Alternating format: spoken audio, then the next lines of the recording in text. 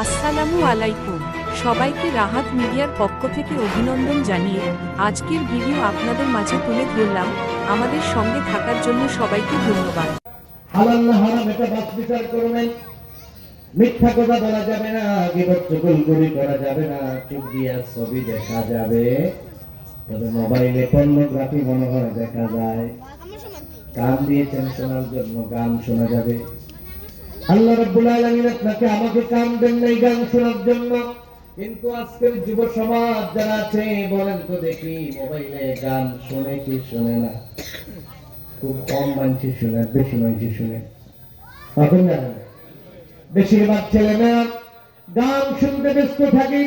ও আমার ভাইরা, আমার বন্ধুগণ শুনেন, গান শুনবেন, আমার কোনো আপত্তি নাই, কিন্তু একটা হাদিস শুনেন। আল্লাহর নবী বলেন, এক নাম্বার হলো চোখ দিয়া যারা জিনা করে, চোখ দিয়া পরনারীর দিকে তাকায়, চোখ দিয়া মোবাইলে ছবি দেখে, মোবাইলে যারা পর্নোগ্রাফি দেখে চোখ দিয়া, আল্লাহর নবী বলেন, মান নাযারা ইলা মাহাসিন ইমরাতিন আজনাবিয়্যা আন শাহওয়া সুব্বা ফি আইনাইহি লানাকা ইয়াওমাল কিয়ামা।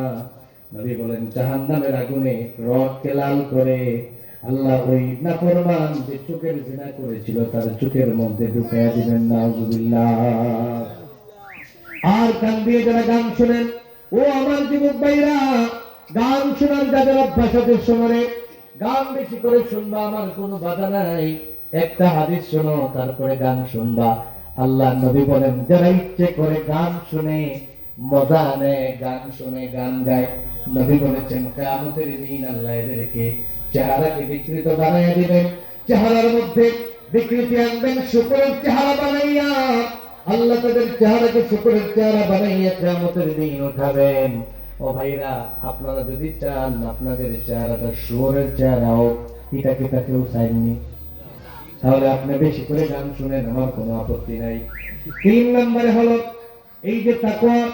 তাকওয়াটা কি, কাকে বলে? তাকওয়া কাকে বলে? 1 নাম্বার তাকওয়া হাসিলের পদ্ধতি হলো, 1 নাম্বার হলো আমরা কেমনে মুত্তাকি পরেজগার হব, গুনার কাছ থেকে কেমনে বাঁচব, গান থেকে, জিনা থেকে, মদ জুয়া থেকে কেমনে আমি বাঁচব। শুনেন, বাঁচার 1 নাম্বার পন্থা হলো সব সময় আপনি মনে রাখতে হবে, আমি যত কাজ করি আমার সকল কাজের খবর দুনিয়ার কেউ না জানলে একজনে জানেন, তিনি কে? আরো আওয়াজ করে বলেন, তিনি কে? ভাইজান, আপনার ব্যক্তিগত কাজ, আপনার সামাজিক কাজ, যত ভালো কাজ, যত খারাপ কাজ আছে, সবগুলি কাজ একজন জানেন, দুনিয়ার কেউ জানে না। আল্লাহ বলেন বান্দারে শোনো, সূরা মাইদার 8 নম্বর আয়াতে আল্লাহ বলেন ওয়াত্তাকুল্লাহ ইন্নাল্লাহা খাবীরুম বিমা তা'মালুন।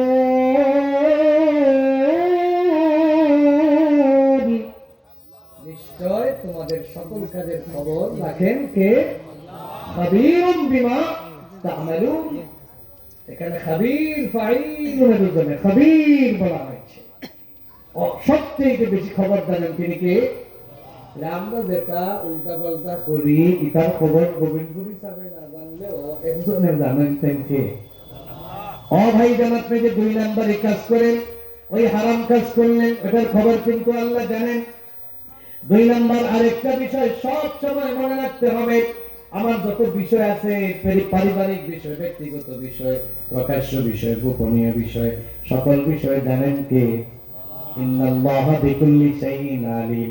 আল্লাহ বলেন নিশ্চয় তোমাদের সকল বিষয় তিনি জানেন। অতএব সাবধান হয়ে যাও।